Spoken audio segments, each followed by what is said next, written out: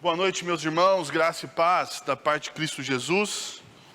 Boa noite a vocês que estão nos acompanhando nas redes sociais. Sejam todos muito bem-vindos. Nós vamos dar início ao nosso encontro de adoração e reflexão na palavra do Senhor. E eu gostaria de convidar agora para nos introduzir neste momento de adoração o grupo que vai tocar o hino Salmo 145. Por favor. Pessoal que vai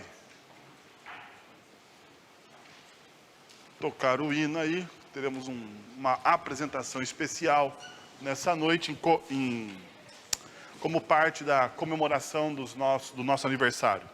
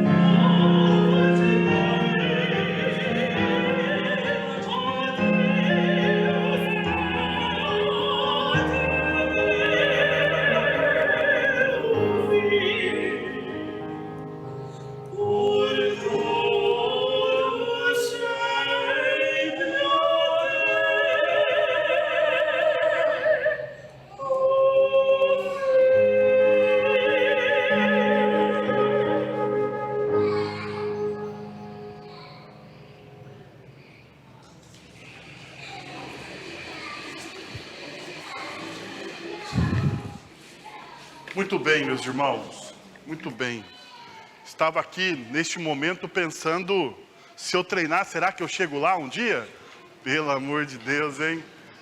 Mas vamos lá, olha aqui, o Salmo 19, versos de 7 a 14, nos leva a um momento de reflexão sobre a lei do Senhor. Ele vai dizer o seguinte: a lei do Senhor é perfeita e revigora a alma.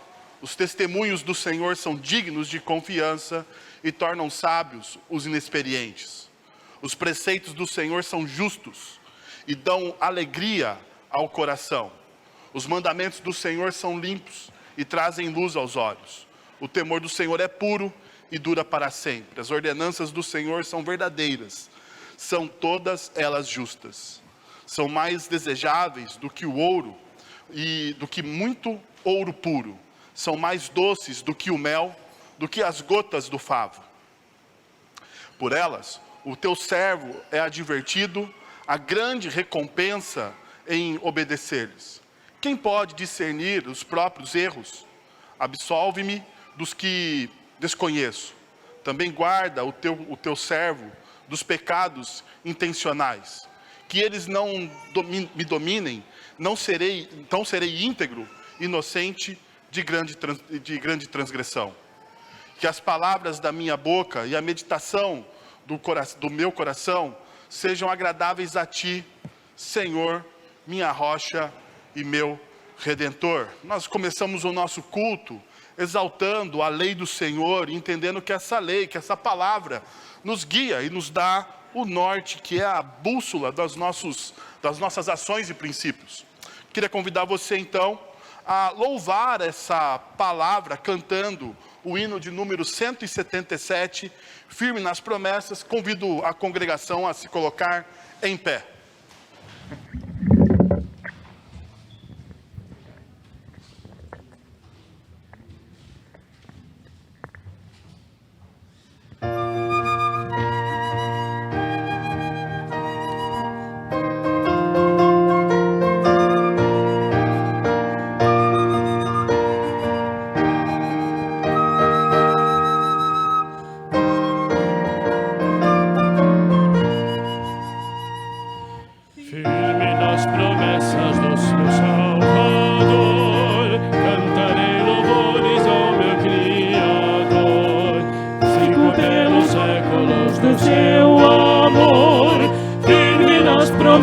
De Jesus, firme nas promessas de Jesus, firme nas promessas de Jesus, meu mestre, firme nas promessas de Jesus, sim, firme nas promessas de Jesus, firme nas promessas de trabalhar, tendo o verbo eterno sempre a me amparar, mesmo em tempestade vou sem vacilar, firme nas promessas de Jesus, firme nas promessas de Jesus, meu mestre,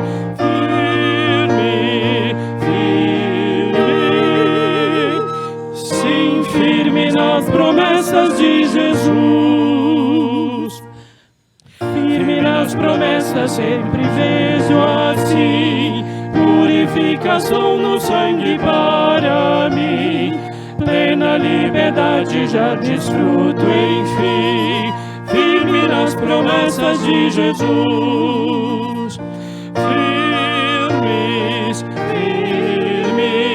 Firme nas promessas de Jesus, meu mestre.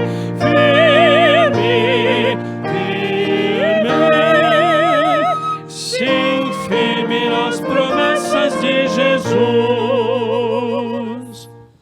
Firme nas promessas do Senhor Jesus, em amor ligado sempre à sua cruz. Cada dia mais me alegro em sua luz. Firme nas promessas de Jesus.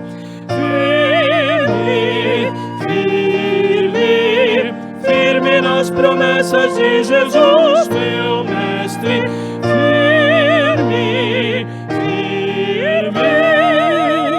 Sim, firme nas promessas de Jesus. Muito bem, meus irmãos, pode se assentar? Passamos para o nosso momento de contrição. E o texto de Miqueias, capítulo 6, versos de 6 a 8, diz o seguinte: com que eu poderei comparecer diante do Senhor e curvar-me perante o Deus exaltado? Deveria oferecer holocaustos e bezerros de um ano? Ficaria o Senhor satisfeito com milhares de carneiros, com 10.000 ribeiros de azeites? Devo oferecer o meu filho mais velho, por causa da minha transgressão, o fruto do meu corpo, por causa do pecado que eu cometi? Ele mostrou a você, ó homem, o que é bom e o que o Senhor exige. Pratique a justiça, ame a fidelidade, ande humildemente com o seu Deus. Perceba que, diante de tudo aquilo que o profeta nos ensina, fala, peticiona, coisas extremas para nossa reparação dos nossos erros. De tantas coisas extremas, no final ele diz: a única coisa que o Senhor exige, a única coisa que o Senhor pede, é pratique a justiça, ame a fidelidade e ande humildemente com Deus. Eu gostaria de convidar você a um tempo de oração silenciosa. E depois de alguns minutos orando silenciosamente, o grupo quebrará o silêncio tocando o Salmo de número 121. Vamos orar silenciosamente neste momento, e depois de alguns minutos orando silenciosamente, o grupo quebrará o silêncio. Oremos.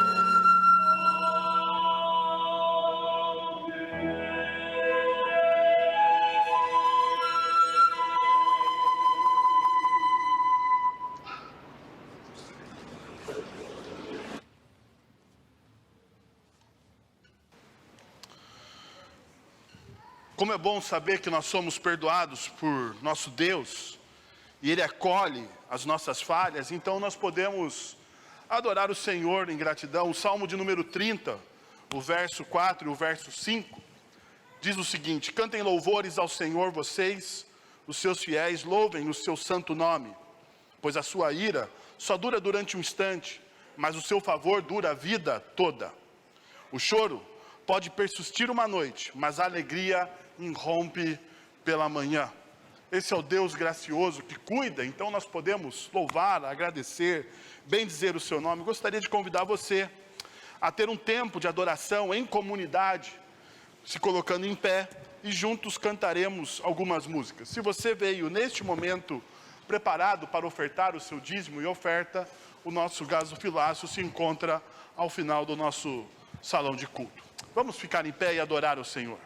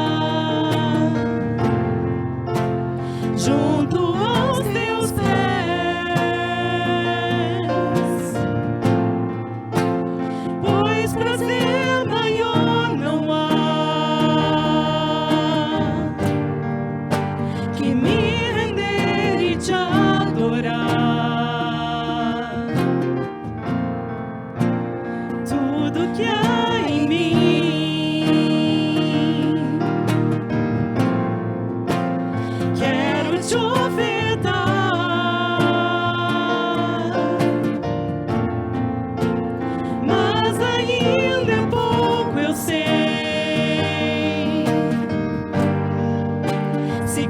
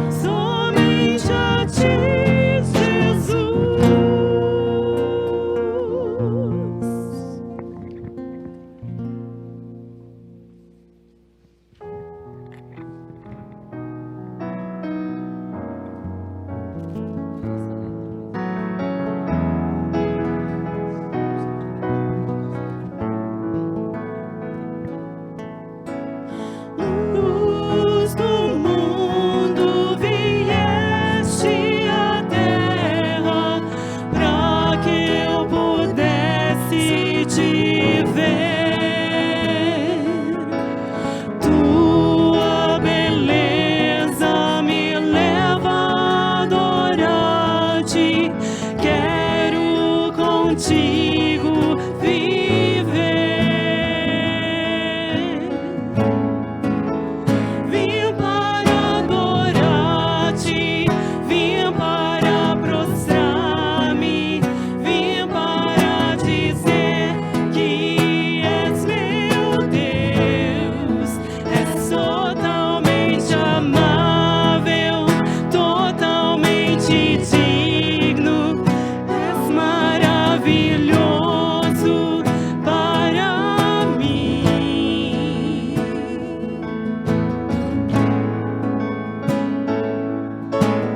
Eterno Rei, exaltado nas alturas, glorioso nos céus, humilde vieste à terra que criaste, por amor pobre se fez.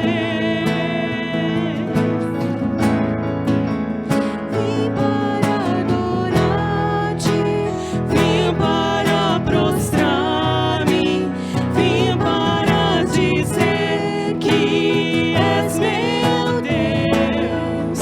És totalmente amável, totalmente digno, tão maravilhoso para mim. Eu nunca saberei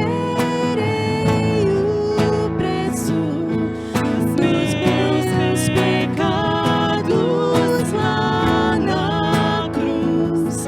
Eu nunca saberei o preço dos meus pecados lá na cruz. Vim para adorar-te, vim para prostrar-me, vim para dizer que és meu Deus. És totalmente amável, totalmente digno, és maravilhoso para mim.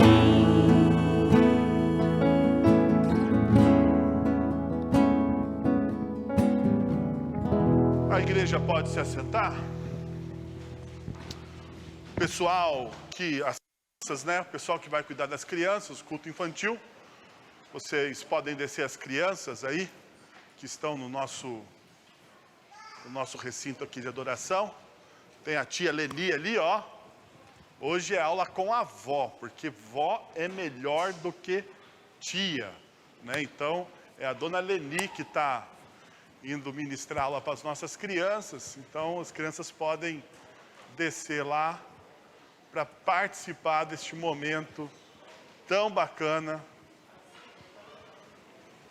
aonde o evangelho será transmitido na linguagem delas. Tudo bem.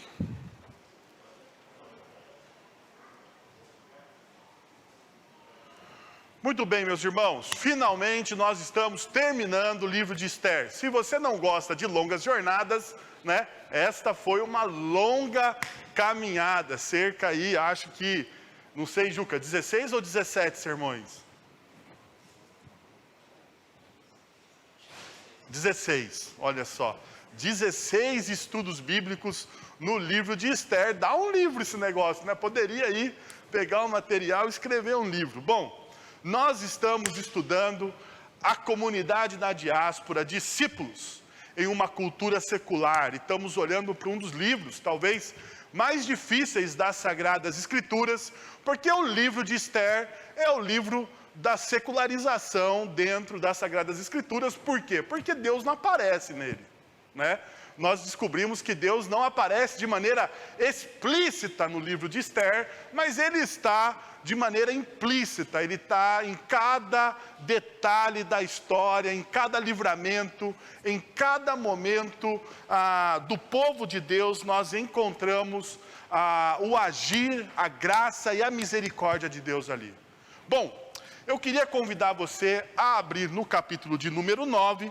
Você pode acompanhar a nossa projeção a partir do verso 18.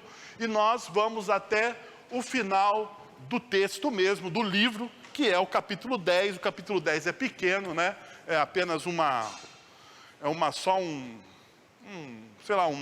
encerramento, né, que a gente pode dizer assim. E o texto, vamos lá ler. Os judeus de Suzã, porém, tinham se reunido no 13º e no 14º dia, e no 15º descansaram, e dele fizeram um dia de festa e de alegria. Por isso os judeus que vivem em vilas e povoados comemoraram o 14º dia do mês de Adar como um dia de festa e de alegria, um dia de troca de presentes. Mardoqueu registrou esses acontecimentos e enviou cartas a todos os judeus de todas as províncias do rei Xerxes, próximas e distantes, determinando que anualmente se comemorassem o 14º e o 15º dias do mês de Adar. Pois nesses dias os judeus livraram-se dos seus inimigos. Nesse mês, a sua tristeza tornou-se em alegria, o seu pranto em um dia de festa. Escreveu-lhes dizendo que comemorassem aquelas datas como dias de festa e de alegria, em troca de presentes e de ofertas aos pobres. E assim os judeus adotaram como costume aquela comemoração, conforme o que Mardoqueu lhes tinha ordenado por escrito. Pois Amã, o filho do Agagita Amedata, inimigo de todos os judeus, tinha tramado contra eles para destruí-los e tinha lançado a sorte para a ruína e destruição deles. Mas quando isso chegou ao conhecimento do rei, ele deu ordens escritas para que o plano maligno de Amã contra os judeus se voltasse contra a sua própria cabeça e para que ele e os seus filhos fossem enforcados. Por isso, aqueles dias foram chamados de Purim, da palavra pur, considerando tudo o que estava escrito nesta carta, o que tinham visto e o que tinham acontecido. Os judeus decidiram estabelecer o costume de que eles e os seus descendentes e todos os que se tornassem judeus não deixariam de comemorar anualmente estes 2 dias, na forma prescrita e na data certa. Esses dias seriam lembrados e comemorados em cada família, de cada geração, em cada província, em cada cidade, e jamais deveriam deixar de ser comemorados pelos judeus. E os seus descendentes jamais deveriam esquecer-se de tais dias. Então, a rainha Esther, filha de Abiail e o judeu Mardoqueu, escreveram com toda a autoridade uma segunda carta para confirmar a primeira acerca do Purim. Mardoqueu enviou cartas a todos os judeus das 127 províncias do Império de Xerxes, desejando-lhes paz e segurança. E confirmando que os dias do Purim deveriam ser comemorados nas datas determinadas, conforme o judeu Mardoqueu e a rainha Esther tinham decretado e estabelecido para si mesmos, para que todos os judeus e para os seus descendentes, e acrescentou observações sobre tempos de jejum e de lamentação. O decreto de Esther confirmou as regras do Purim, e isso foi escrito nos registros. Capítulo 10. Continua. Capítulo 10, calma aí, aqui. O rei Xerxes impôs tributos a todo o império, até sobre as distantes regiões costeiras. Todos os seus atos de força e de poder, e o relato completo da grandeza de Mardoqueu, a quem o rei dera autoridade, estão registrados no livro das crônicas do rei da Média e da Pérsia.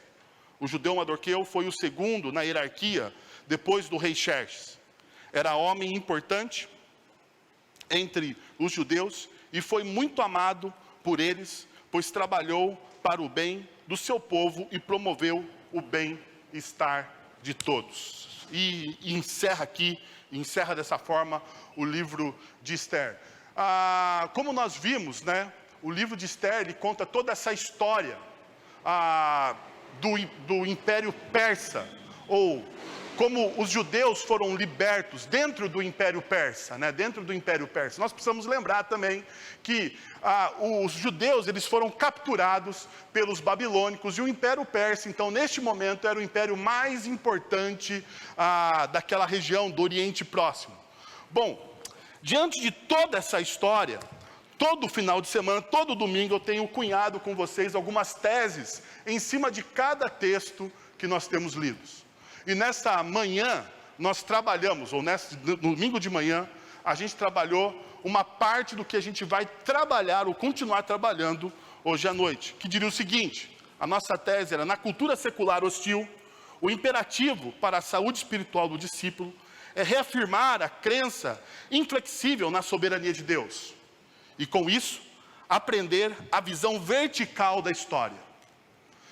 Pela manhã, a gente trabalhou a primeira parte: reafirmar a crença inflexível na soberania de Deus. Nós precisamos, como discípulos de Cristo Jesus, reafirmar diariamente, semanalmente, a crença na soberania de Deus. Por quê? Porque a cultura secular tem a intenção de roubar a soberania de Deus das nossas vidas.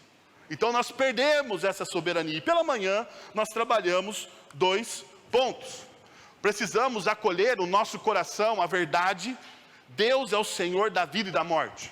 Então nós olhamos de maneira mais pormenorizada no domingo de manhã essa ideia de que Deus é o Senhor da vida e da morte, ou seja, Deus, ele é o Rei de todas as coisas, o Criador de todas as coisas, e como Criador de todas as coisas, ele tem a primazia sobre todas as coisas. Mas a cultura secular diz que nós temos primazia sobre todas as coisas, e daí existe um embate cultural, um embate de reinos. Mas nós vimos que Deus, ele subjuga a nossa cultura e continua sendo Ele o Criador e o Senhor de todas as coisas. No segundo ponto, nós precisamos rejeitar uma leitura bíblica autocentrada. E talvez aqui foi o ponto mais importante da nossa reflexão do domingo de manhã. Porque muitas vezes nós temos uma leitura bíblica que favorece o nosso coração, né? E quando nós temos uma leitura bíblica que favorece o nosso coração, nós deixamos, eu costumo dizer que nós deixamos a Bíblia um pouco mais fina. Nós deixamos a Bíblia um pouco mais fina, por quê? Porque nós fazemos seleções daquilo que nós vamos ler daquilo que nós vamos ler. Daquilo que nós gostamos, daquilo que nós não gostamos. Daquilo que nós cremos e naquilo que nós não queremos crer ou não queremos aceitar. Mas nós sabemos, se Deus é o Senhor de todas as coisas, o Senhor da vida e da morte, nós não temos a opção de escolha diante da palavra dEle. Nós simplesmente devemos acolher a palavra de Deus. Não existe a possibilidade de você escolher e dizer: será que isso é crível ou não crível? A palavra de Deus é a revelação que nos dá a certeza de todas as coisas. Bom, agora eu queria trabalhar a segunda parte da minha afirmação com você, da minha tese.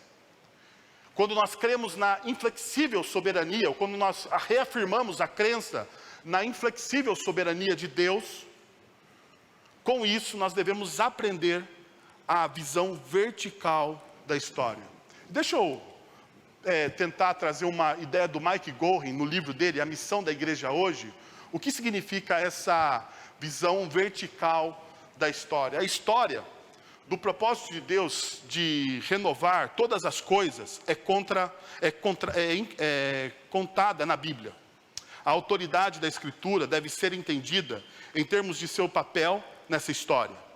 Que papel a Escritura desempenha na obra divina da renovação? Diante de muitas opções pós-iluministas, o revelar-se de Deus sempre deve ser entendido dentro da categoria da missão de Deus para o mundo. A soberania salvífica de Deus disponibiliza por meio de Jesus e do Espírito, disponibilizada por meio de Jesus e do Espírito, é destinada à cura e à renovação da criação. quando nós entendemos a história como algo vertical, aquilo que Deus está fazendo na nossa vida, e não como algo horizontal. Porque quando nós entendemos a história como algo horizontal, nós estamos trazendo a história para a ideia do humanismo. Nós somos o autor e o consumador da nossa própria história. Mas a partir do momento que nós entendemos a história, a partir da verticalidade dela, nós entendemos que Deus está trabalhando, está se revelando, e está de maneira soberana e salvífica, disponibilizando a salvação através do Espírito Santo e de Cristo Jesus, e com isso trazendo o quê? Cura e renovação. Bom, como que isso pode se aplicar na nossa vida? Para afirmar nossa visão da história, ou para afirmar a visão da história de maneira vertical, eu gostaria de convidar vocês a refletir sobre alguns pontos. Primeiro, devemos assumir que somos instrumentos da graça de Deus. Devemos assumir que nós somos instrumentos da graça de Deus. Perceba o que diz o texto a partir do verso 18 que nós lemos. Os judeus de Suzã, porém, tinham se reunido no 13º e no 14º dia. No 15º descansaram, e eles fizeram um dia de festa e de alegria. Perceba, um dia de festa e de alegria. Por isso, todos os judeus que viviam em vilas e povoados comemoraram o 14º dia do mês de Adar como um dia de festa e de alegria, um dia de troca de presentes. E veja que nós encontramos Deus, de forma graciosa, atrai pessoas através do que Ele faz em nós. Veja só, se você acompanhou todo o desenrolar da história de Esther, você vai ver que o grande ápice da história do livro de Esther está no final do capítulo 8. No final do capítulo 8. Por quê? Porque você vê que a Esther e Mardoqueu estão altamente secularizados, capítulo 1, capítulo 2. Capítulo 3, você tem a intenção de Amã de matar todos os judeus. Capítulo 4, a gente tem Mordecai se colocando de joelhos, rasgando as suas roupas, jogando cinza na cabeça e convocando o povo judeu a um jejum e um momento de contrição diante do Senhor. E nós temos no capítulo 4 também a rainha Esther arriscando a sua vida, ou melhor, entendendo que ela deve arriscar a sua vida em favor do seu povo. A partir do capítulo 5, a gente então tem o desenrolar dessa história. Como Deus vai trabalhando e atuando nos bastidores da história, até chegar ao capítulo 8. E no final do capítulo 8, nós temos o quê? No final do capítulo 8, nós encontramos o verso de número 16. Para os judeus, foi uma ocasião de felicidade, alegria, júbilo e honra. Em cada província, em cada cidade, onde quer que chegasse o decreto do rei, havia alegria, júbilo entre os judeus, com banquetes e festas. Agora perceba, o final do versículo de número 17.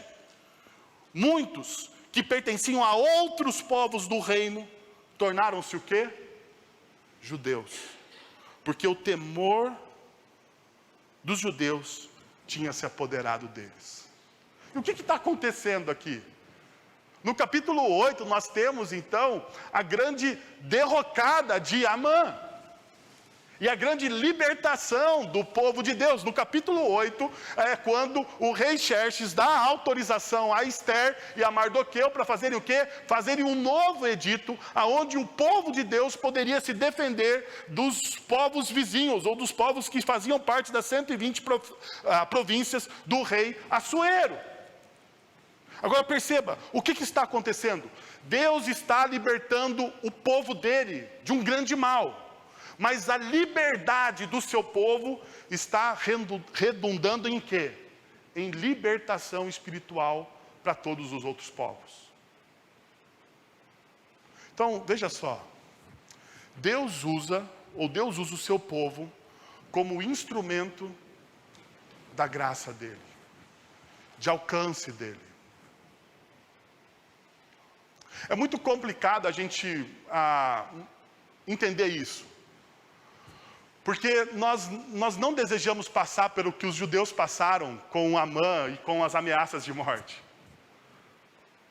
Mas a verdade é que a cada livramento, a cada testemunho, a cada momento que você recebe uma dádiva do Senhor, isso serve de testemunho para aqueles que não creem. Aqueles que não creem ficam admirados de como Deus está libertando e cuidando do seu povo. Tanto isso é verdade, que perceba o texto mais tarde, 5 séculos depois praticamente, do apóstolo Paulo, em 2 Coríntios, capítulo 4, versos de 15 a 18. Tudo isso é para o bem de vocês. Eles estão passando, e Paulo está passando por grande dificuldade, lutas, para pregar o Evangelho. Ele está tendo uma demanda com a igreja de Coríntios. Então ele está dizendo, tudo isso que nós estamos passando aqui é para o bem de vocês. Para que a graça que está alcançando um número cada vez maior de pessoas, faça que transbordem as ações de graças para a glória de Deus. Por isso, não desanimamos, embora exteriormente estejamos a desgastar-nos, interiormente estamos sendo renovados dia após dia. Pois os nossos sofrimentos leves e momentâneos estão produzindo para nós uma glória eterna que pese mais do que todos eles. Perceba o que Paulo está dizendo. Que todo o sofrimento, que toda a dor, que toda a luta que eles estão passando, na sua lida e na sua vida diariamente, isso está produzindo neles uma glória que pesa mais do que todos esses sofrimentos. Mais do que todas as minhas lutas, é aquilo que o sofrimento produz em mim. Eu sei, a gente não é masoquista, ninguém gosta de passar por sofrimento. Eu não gosto de passar por sofrimento. Eu não gosto de ir para o deserto. E também eu creio que você não gosta de ir para o deserto. Mas uma verdade bíblica é essa: nós crescemos no deserto. Quando Deus nos leva ao deserto, quando Deus nos leva a momentos de dor, de sofrimento, aonde a nossa fé é provada, é naquele momento que você cresce. É naquele momento que algo é produzido em você através da fé em Cristo Jesus. É isso que o apóstolo está dizendo aqui, verso de número 18. Assim, fixamos os olhos não naquilo que se vê, mas no que não se vê. Pois o que se vê é transitório, mas o que não se vê é eterno. Agora perceba, quantas vezes os nossos olhos estão muito mais fixos nos nossos problemas e nas nossas lutas, do que naquilo que Deus está produzindo através de nós. Você já percebeu isso? Sim. Porque para mim, às vezes é muito real para mim isso na minha vida, né? Eu estou muito mais, às vezes, apegado àquilo que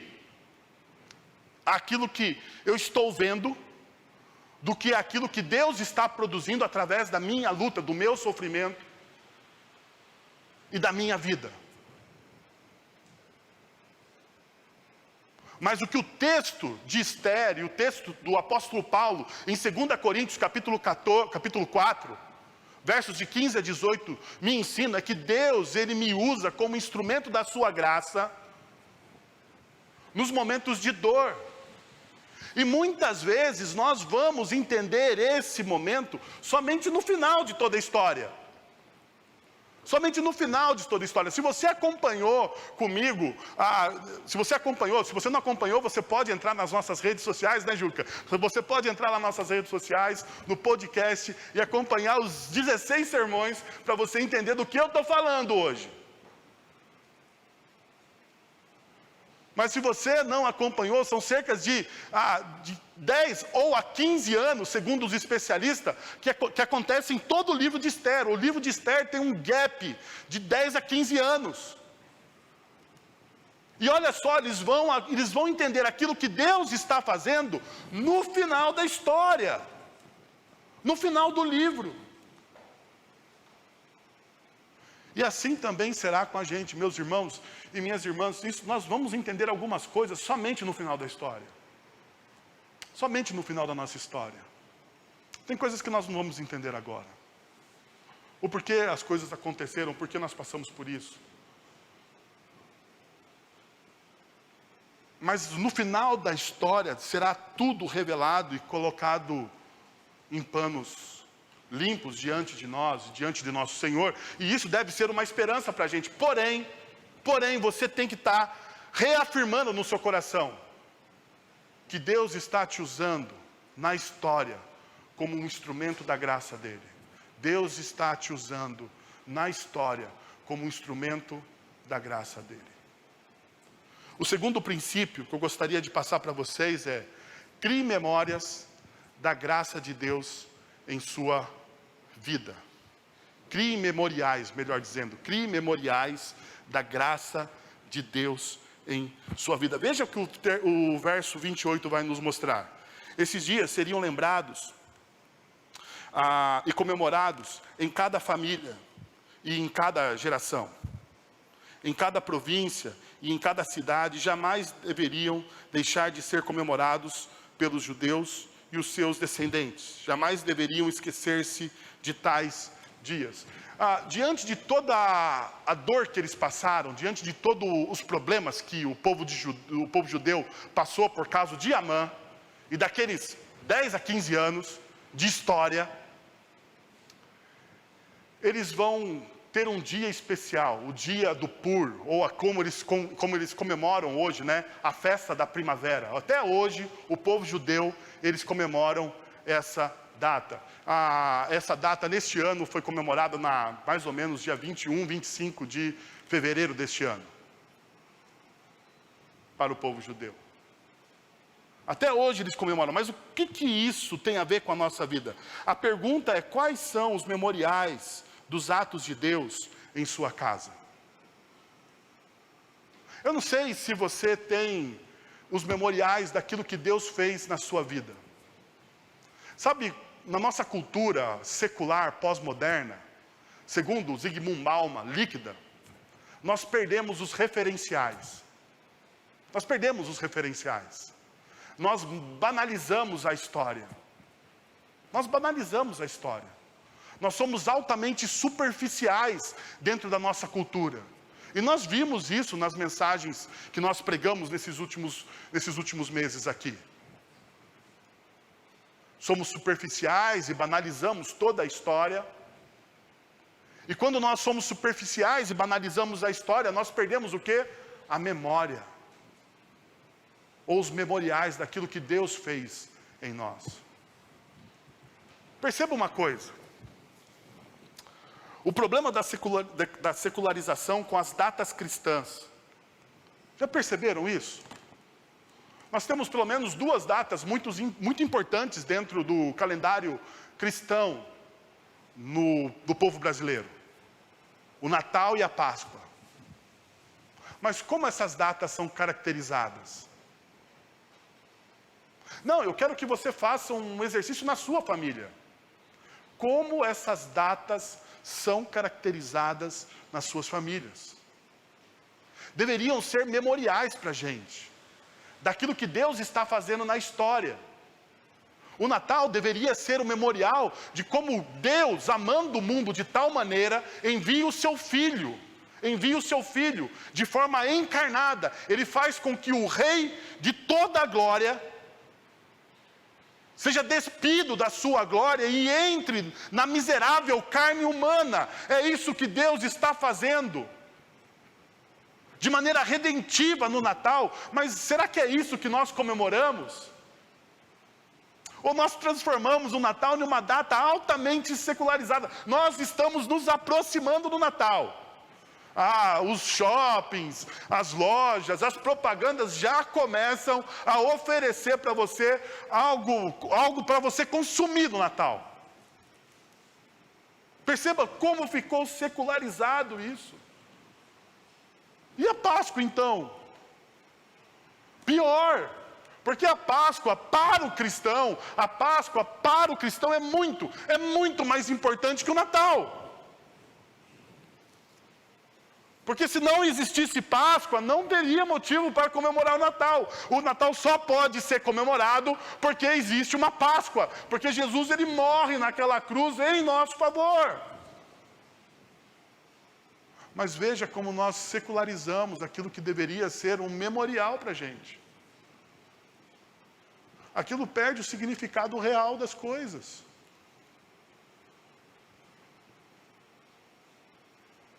Pensa na sua família. Quando você se reúne para o Natal. Família sentada, ou para a Páscoa. Porque em ambas as ocasiões, nós temos o quê? Muita comida. Não é verdade? Isso é verdade, né? Isso em todas as duas festas, a gente tem muita comida mesmo, né? Um exagero de comida. Agora pensa o seguinte. A família reunida, muita comida, conversas. Aonde está Deus em tudo isso? A pergunta é se Deus é o centro disso tudo. Sabe o que nós fazemos? Nós fazemos uma oração para para a consciência ficar limpa. Vamos aqui parar agora alguns minutos, um pouco antes da meia-noite aqui do dia 24, e vamos fazer uma oração, E depois a gente volta a comer e a beber como se nada tivesse acontecido. A mesma coisa talvez aconteça no almoço de domingo de Páscoa. Veja a secularização e a perca do memorial. Agora veja o que o povo de Deus está fazendo no Esther. Eles estão criando uma festa como um memorial daquilo que Deus estava fazendo na história deles. Agora veja só. Lamentações vai mostrar para nós, no capítulo 3, no verso 21, quando ele diz, quero trazer à memória aquilo que pode me dar esperança, que criar memoriais é algo que traz esperança ao nosso coração. É isso que o texto de Lamentações está dizendo. Que diante de tanta desesperança, diante de tanta notícia ruim, nós precisamos do quê? De memoriais. Quando você estuda o Antigo Testamento, você vai perceber uma coisa. Principalmente entre os patriarcas peregrinos, né? Abraão, Jacó. Quando você pega esses patriarcas, você vai perceber o seguinte, que eles estão caminhando, eles estão andando, e em determinado momento o que eles fazem? Um altar. Eles fazem um altar, eles sacrificam e eles fazem a adoração deles e aquilo fica como um memorial. Depois de um tempo, eles estão andando, eles estão caminhando e eles fazem o quê? Um outro altar. E daí você vai, se você ler todas as Sagradas Escrituras, dos patriarcas, na parte dos patriarcas, você vai perceber o quê? Que por diversas vezes eles vão passar por onde? Pelos mesmos memoriais, pelos mesmos altares. E aquilo tem um significado para a vida deles. Que Deus está cuidando o quê? Da caminhada deles. É esse o significado. Então, quando Lamentações traz, que quero trazer à memória aquilo que me dá esperança, nós precisamos lembrar que nós precisamos ter memoriais. A pergunta é se nós temos esses memoriais. Ou se eles se tornaram secularizados. Porque veja só, eu falei de datas importantes para o cristianismo. Mas como comunidade cristã, nós temos pelo menos uma data importante mensalmente, que é a ceia do Senhor. Que é a ceia do Senhor. É um dia que nós deveríamos entrar dentro da comunidade de fé com um olhar diferenciado para aquilo que vai acontecer. Porque aquele memorial não foi instituído por mim, ou pela Igreja Presbiteriana do Brasil, ou pela teologia reformada. Aquele memorial, ele é instituído pelo Senhor da igreja. Fazei isso em memória de mim. Toda vez que vocês comerem do pão, toda vez que vocês beberem do vinho, vocês façam isso em memória de mim. E eu não sei se vocês percebem, mas toda vez que nós lemos o texto da ceia do Senhor, toda vez que nós celebramos a ceia do Senhor, nós estamos celebrando o quê? O Evangelho de Deus. A morte e ressurreição, a esperança que nós temos em Cristo Jesus. E isso deveria ser significativo para a gente. Mas a questão é, a gente vem de qualquer jeito. Porque virou mais um dia. Mais um dia. Um outro momento importante dentro de uma comunidade cristã é a recepção e o batismo de novos membros. E aquilo deveria nos emocionar, né? A gente vê gente sendo batizada, gente encontrando Jesus, gente confessando Jesus. Mas o problema, meus irmãos, é que muitas vezes nós não temos batismo na igreja. Isso é um erro. Isso é uma falha. E eu não estou falando da nossa igreja. Pela graça de Deus, nós temos tido alguns batismos. Pela graça de Deus. Mas imagine só uma igreja, uma comunidade cristã, sem um ano, sem uma celebração de batismo. Não há algo de errado. Não há uma secularização das coisas. O evangelho deixou de funcionar.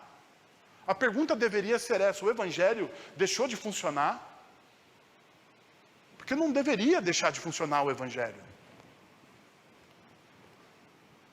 Agora perceba como isso é importante. Deuteronômio capítulo 6, verso 6, de 6 a 9, diz o seguinte: que todas as palavras que hoje lhes ordeno estejam no seu coração. Ensinas com persistência aos seus filhos. Converse sobre elas quando estiver sentado em casa, quando estiver andando pelo caminho, quando se deitar e quando se levantar. Amarre-as como sinal nos braços e prenda-as na testa. Escreve-as nos batentes da porta de sua casa e em seus portões. Aqui é um texto clássico para a gente entender o que significa o memorial, porque veja só os destaques, e o primeiro memorial da graça de Deus deve ser construído em nosso lar. Porque veja o que o texto está dizendo. O texto está falando o seguinte: olha, quando o seu coração, primeira coisa, o seu coração deve estar repleto da palavra de Deus. Perceba, verso 6, estejam em seu coração. As palavras que hoje ordeno a vocês estejam em seu coração. Que o seu coração esteja pleno da palavra de Deus. E por que o seu coração precisa estar pleno da palavra de Deus? E veja só uma coisa: você só pode dar aquilo que você tem. É uma lógica, é uma verdade bíblica. Você só pode dar aquilo que você tem. Se você não tem, você não consegue dar. Você não consegue distribuir. Então a importância que, por isso que o texto começa, quando o texto de Deuteronômio começa, dando uma instrução às famílias, ele está dizendo o seguinte: olha, que a sua vida esteja plena da palavra de Deus. Porque ensine os seus filhos com persistência.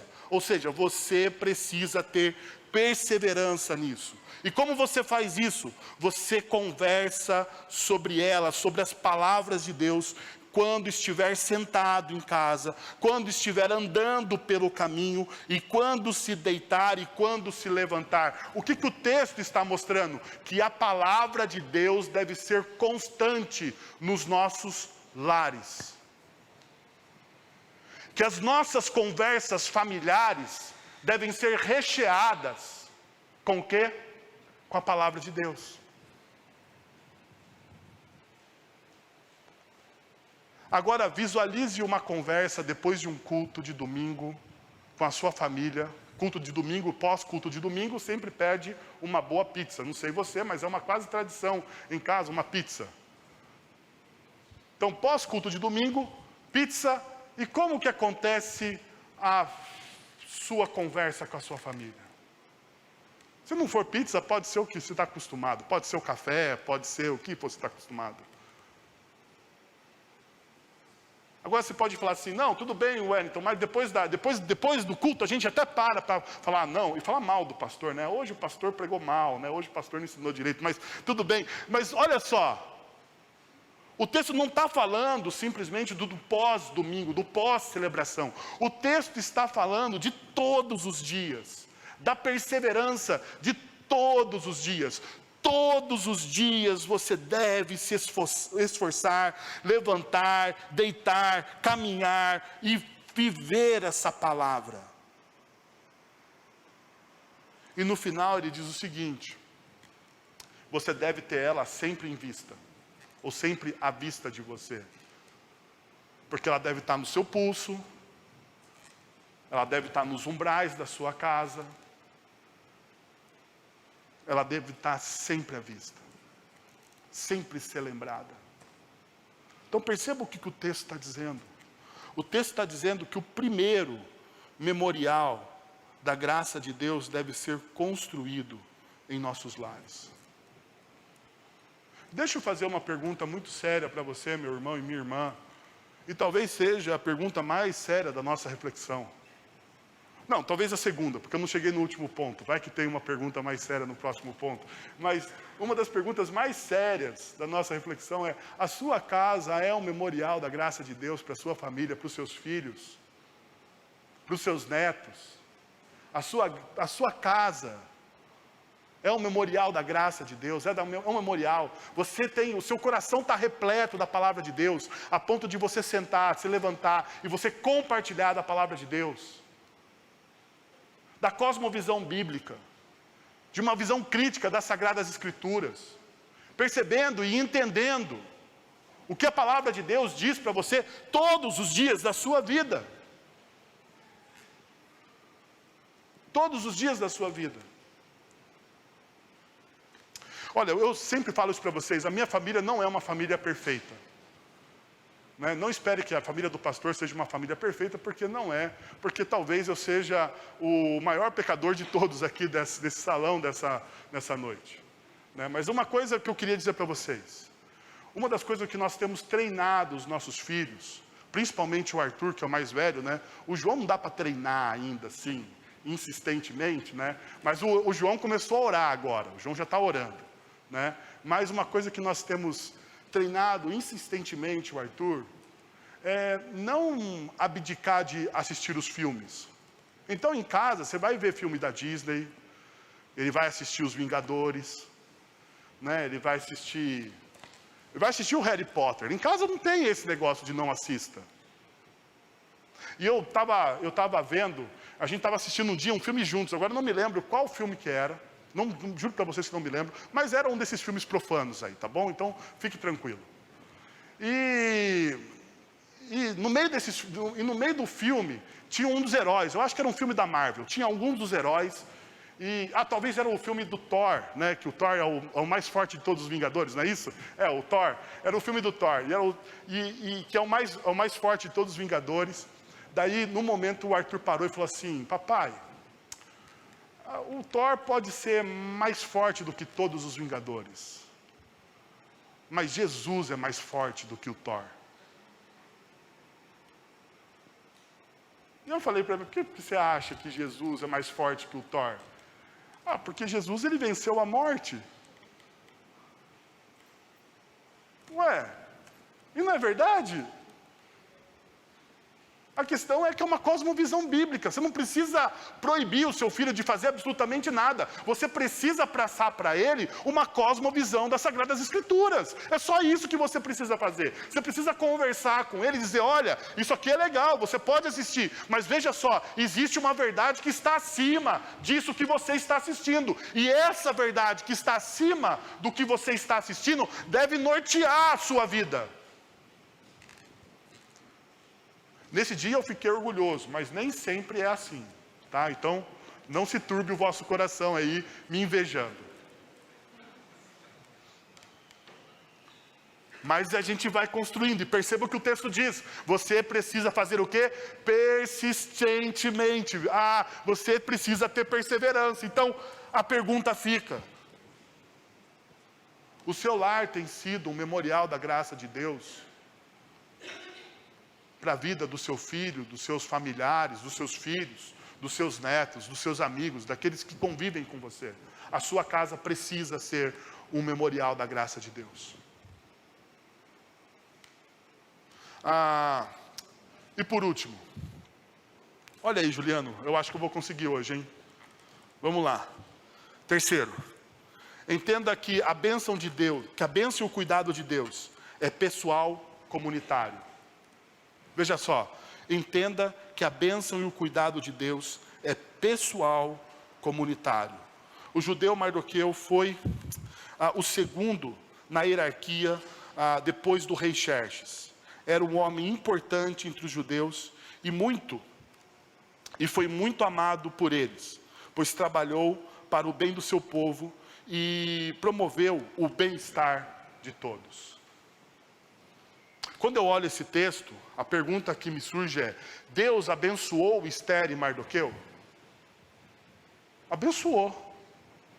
Abençoou. Tanto é verdade que ele abençoou, quando você pega o livro de Ester e você vai para o capítulo de número 7, você vai perceber que o rei Xerxes respondeu à rainha Ester e o judeu Mardoqueu: mandei enforcar Amã e dei os seus bens a Ester, porque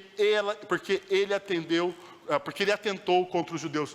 Ester e Amã, eles recebem todos os bens, Ester e Mardoqueu recebem todos os bens de Amã. Todos os bens. Amã, então, era o segundo homem mais rico de todo o império. Ester e Mardoqueu, eles recebem todos os bens de Amã. Deixa eu perguntar de novo para você. Deus abençoou Ester e Mardoqueu? Abençoou. Mas a pergunta continua. Deus abençoou a Ester e Mardoqueu para impactar a vida de muitos. Ou melhor, é uma afirmação. Porque a bênção de Ester e Mardoqueu vai impactar o quê? A vida de muitos. A vida de todos os povos judeus. Perceba o que diz o texto. Trabalhou para o bem do seu povo e prometeu o bem-estar de todos. A pergunta é então, mas onde tudo isso começa? Porque a gente precisa saber aonde tudo isso começa. Estou falando de bênção. E bênção é algo que nos interessa, né? Sempre que a gente fala, que um pastor fala de bênção, as pessoas ficam com o radar um pouquinho mais ligado, porque afinal de contas, todo mundo quer saber a dica da bênção. Né? Todo mundo quer saber, mas a questão é, aonde tudo isso começa? Então a gente precisa olhar Ester capítulo 4, verso 16. Veja só. Quando Ester diz o seguinte: vá, reúna todos os judeus que estão em Suzã e jejuem em meu favor. Não comam nem bebam durante 3 dias e 3 noites. Eu e minhas criadas jejuaremos com vocês. Depois disso, irei ao rei, ainda que seja contra a lei. E se eu tiver que morrer, morrerei. Então Ester está dizendo o quê? Ele falou assim: olha, vamos fazer o seguinte. Amã planejou contra a nossa vida. A única coisa que eu posso fazer como rainha é me apresentar diante do rei. Então estou lembrando vocês, porque nós já estudamos isso. A única coisa que eu posso fazer como rainha é me apresentar diante do rei. Mas lembre-se uma coisa, Mardoqueu: eu não me apresento ao rei faz 30 dias. 30 dias que eu não vejo o rei. Então assim, o meu casamento com o rei não está lá aquelas coisas. Porque faz 30 dias que eu estou lá no meu lado do palácio e eu não vejo o rei. Mas vamos fazer o seguinte: faz uma reunião de oração aí, chama o jejum, nós vamos jejuar aqui, vocês jejuam aí, e eu vou me encontrar com o rei. Se eu tiver que morrer, morrerei. Olha só, veja que interessante. Como sabemos, a espiritualidade judaica, a liturgia é vivencial. O jejum simboliza a súplica, a dependência, a necessidade de intervenção. Então a gente não tem Deus não está explícito no texto, mas está implícito. Quando o povo pede para o jejum, nós precisamos lembrar disso. Na espiritualidade judaica, o jejum, ele é um símbolo de dependência. Ele é um símbolo de clamor. Então Ester aqui, Mardoqueu, as suas criadas, todo o povo judeu está clamando diante de Deus. Está clamando diante de Deus. Agora, veja só, diante das lutas e das nossas lutas da vida, nós clamamos também. A pergunta é: como nós clamamos? E talvez Tiago capítulo 4, versos 2 e 3, vai nos ajudar a responder essa pergunta. Não tem porque não pedem. Verso 2. Vocês não têm porque vocês não pedem. E quando pedem, não recebem, pois pedem por motivos errados, para gastar com os seus prazeres. Veja só, primeira coisa, subestimamos a vida de oração e consagração. Não tem, porque não pedem. Deixa eu falar com vocês, e isso acontece com Esther, Mardoqueu e os judeus da saga do livro que nós estamos lendo. A oração e o jejum é o último recurso deles. Quando o decreto de Amã já estava publicado, quando eles não tinham mais o que fazer, eles falam assim, vamos jejuar e vamos orar, porque a casa foi para o brejo. Não tem mais o que a gente fazer. Não tem. Acabou tudo. Pergunta, nós não somos assim também? A oração e a consagração não é a última coisa que nós fazemos? Não é a última coisa diante de uma notícia ruim? Quando o casamento já está quase destruído, só falta dar aquele peteleco, é que a gente vai procurar a ajuda de alguém da igreja, do pastor, de um presbítero, sei lá. Ou quando a gente vai pedir oração, é quando a coisa já está acabando, final de festa, daí a gente pede ajuda. É quando o médico já diz, olha, não tem o que fazer. Daí você fala, opa, vamos orar, porque afinal de contas não tem mais o que fazer, já que acabou tudo que eu posso fazer, agora eu vou orar. Olha só a nossa lógica.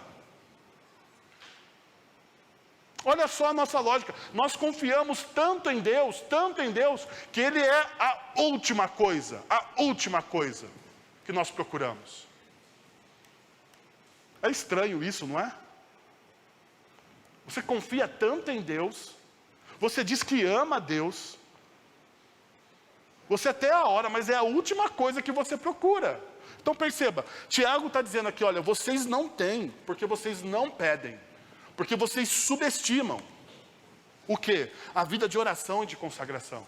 Agora veja só o que ele diz adiante. Quando pedem, não recebem, pois pedem por motivos errados. Quando pedimos, estamos envolvidos em uma cultura de consumismo. Por que eu digo consumismo? Veja só, para gastar. Para gastar em seus o quê? Prazeres. E para mim, está aqui porque Deus não responde às nossas orações. Se você quer o meu X teológico desse sermão, para mim o X teológico está aqui. Porque Deus não responde a minha oração. Deus não responde a sua oração porque você está orando para satisfazer os seus prazeres.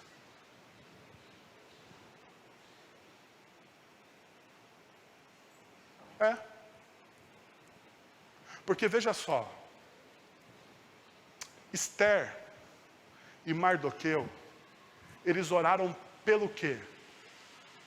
O jejum que eles chamam o povo a fazer, é para receber a herança de Amã? É para receber a herança de Amã?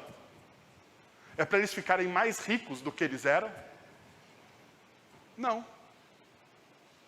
A herança que eles recebem de Amã é uma consequência da ação de Deus muito maior, que é libertar o povo. O jejum que Esther e Mardoqueu pedem para o povo visa o bem comum. Visa o bem comum. Deixa eu te falar uma coisa. Eu sei, isso aqui, gente, olha, vocês não vão ver coach gospel, que cobra R$60 para você ouvir o cara em uma igreja, porque tem, né? Eu fiquei sabendo esses dias. Tem cara que se diz evangelista e cobra R$60 para a pessoa ouvir o evangelista pregar. Eu sou do tempo do Billy Graham, que o maior evangelista de o Sebastião é do tempo do Billy Graham, que é o maior evangelista de todos os tempos, né? Depois do apóstolo Paulo, segundo a historiografia evangélica. ele não cobrava nada para pregar. Mas tem evangelista aqui que passa em Sorocaba e cobra R$60 para pregar. E a questão é o seguinte, eu quero saber se esse evangelista gospel está pregando o evangelho de maneira correta. Porque o evangelho de maneira correta não é para satisfazer os seus desejos. Não é. Não é.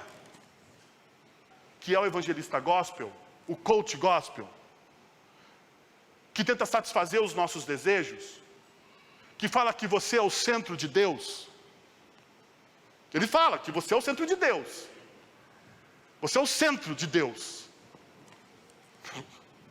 De onde ele tirou isso? Só não foi das Sagradas Escrituras. Por quê? Porque ele quer que os seus desejos sejam satisfeitos.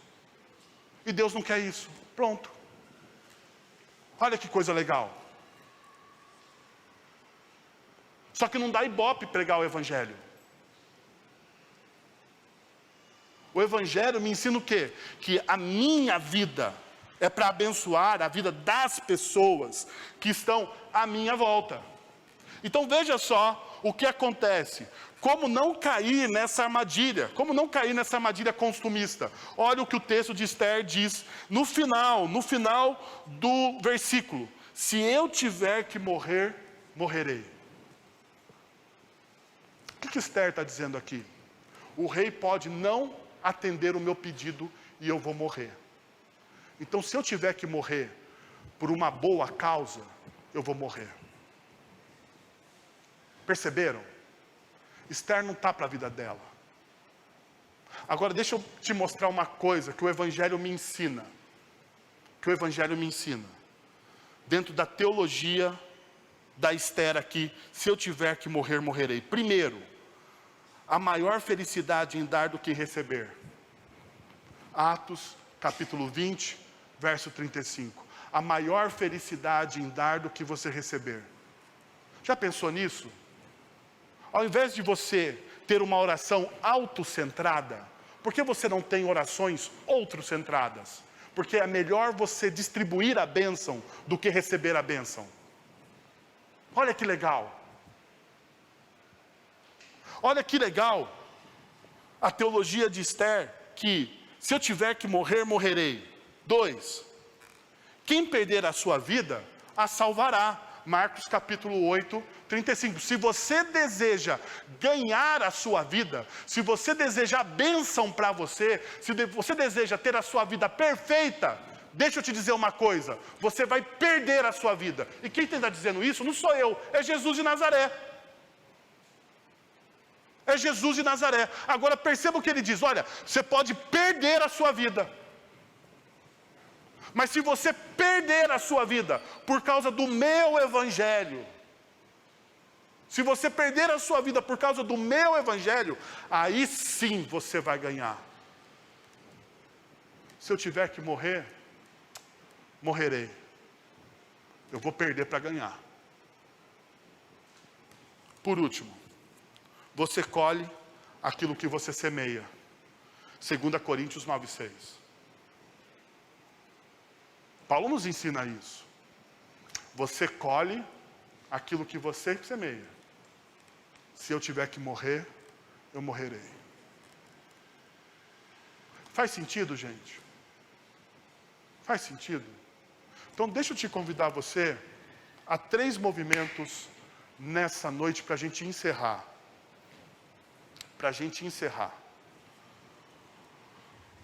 Faça de sua vida um instrumento da graça de Deus. Faça da sua vida um instrumento da graça de Deus.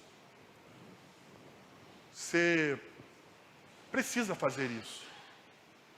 Você precisa abrir a sua vida para que Deus use a sua vida para abençoar outros. Está na hora de você fazer isso. Você não pode ficar aqui simplesmente recebendo.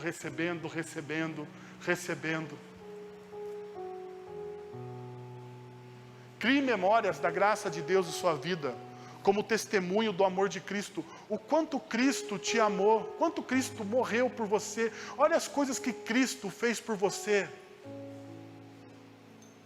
Não está na hora de você criar na sua casa um memorial da graça de Deus.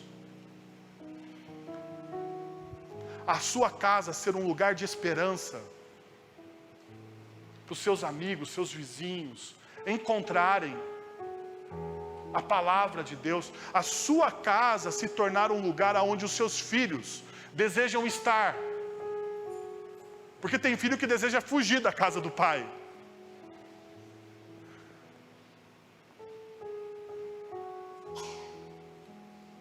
Será que não está na hora de você fazer essa opção? E por último, aprenda a lógica inversa do reino de Deus, de ser abençoado. A lógica inversa: se eu tiver que morrer, eu morrerei. Eu vou perder para ganhar. É melhor dar do que receber. Eu vou plantar, eu vou colher, eu vou semear, para depois colher. Quero convidar você a fechar os seus olhos e buscar a presença de Deus. Senhor, nós estamos na Tua presença nessa noite. Nós queremos Te agradecer, ó Pai, pela Tua palavra, que é uma palavra, Deus, que vem ao encontro do nosso coração e que quebra, Deus, o nosso coração para fazer de novo. A Tua palavra é como uma espada afiada, Deus, que corta e que dá discernimento do que nós somos e do que nós fazemos. Nessa noite, Senhor, nós queremos nos arrepender, Pai. Porque nós não temos, ó Deus, como igreja, sido um instrumento da graça de Deus. Nós queremos Te pedir perdão por isso, Pai. Como igreja, Senhor, também nós queremos dizer, Pai, que muitas vezes nós não somos um memorial da Tua graça, Senhor. Nós banalizamos as coisas, banalizamos a ceia, banalizamos o batismo, banalizamos, ó Deus, datas que deveriam ser significativas para o povo de Deus. Secularizamos o nosso coração e a visão de mundo, Senhor. E quantas vezes, ó Deus, nós preferimos a lógica secular do ganhar pelo ganhar, do que a lógica inversa do reino de Deus, Senhor. Quantas vezes? Recebe a nossa oração, ó Deus, e faz de nós, Pai, algo novo, Senhor. É o que nós te pedimos em nome de Jesus, para a honra e glória do Teu nome, Senhor. Espero que Deus tenha falado ao seu coração, meu irmão e minha irmã, nessa noite. É muito bom ver você por aqui. Quero agradecer ao grupo aí, do pessoal. Vocês são uma bênção, viu? Muito talento, né, gente? Olha como tem gente talentosa no reino de Deus. Vocês são uma bênção. Toda vez que vocês quiserem vir aqui, por favor, pode vir. Não precisa nem avisar. Não, avisa o Juliano, porque senão o Juliano fica bravo comigo, né? Eu não quero o Juliano bravo com ninguém. Então, principalmente comigo, né? Então, por favor, será uma bênção ter vocês de novo aí. Só marcar. Foi muito legal, né, Lu? Foi uma bênção. Legal mesmo. Vamos receber a bênção do Senhor agora? Então, vamos receber a bênção apostólica. Lembrando o seguinte, tem um cafezinho lá embaixo. Sinta-se à vontade, não é obrigação para ninguém. Nós estamos num período de restrições ainda. Mas se você desejar tomar um café, a gente vai estar ali por baixo, aqui embaixo no salão social, recebendo vocês, pastores e presbíteros. Irmãos, que a graça de nosso Senhor e Salvador Jesus Cristo, o amor de nosso Deus e Pai, o conselho, o consolo, o poder e a ação do Santo Espírito de Deus estejam sobre vocês agora e pelos séculos dos séculos. Amém. Uma excelente semana no poder e na graça de Cristo Jesus.